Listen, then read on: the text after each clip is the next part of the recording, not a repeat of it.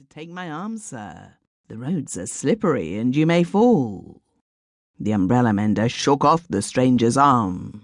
"Don't touch me," he said with a shudder. "I can understand you are naturally annoyed with me," replied the other. "It would be too absurd to suppose that a man would be friends with a stranger who has murdered his son. Follow me now." They had arrived at a wretched house. The door was opened by a little girl, who slunk away immediately.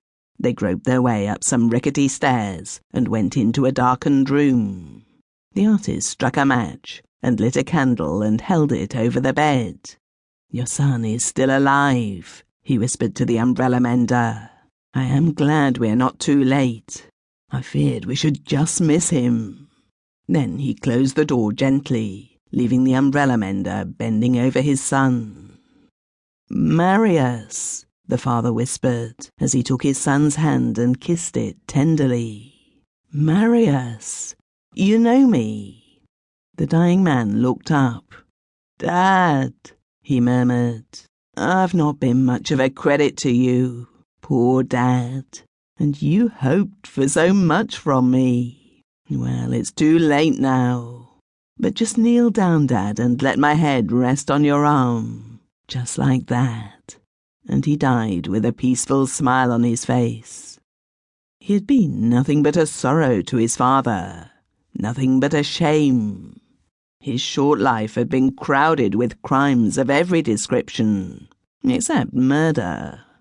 He did not understand anything about affection, or gratitude, or honor. But all the same, he died with a peaceful smile on his face, his head resting childlike on his father's arm. Half an hour afterwards, the artist came back into the room and found the umbrella-mender kneeling by the bedside. The candle had burned very low, and the fire sent forth but a feeble flicker.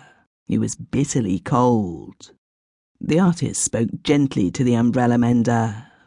"I see your son is dead," he said, "and of course I hold myself responsible for his death, and am prepared to pay any penalty.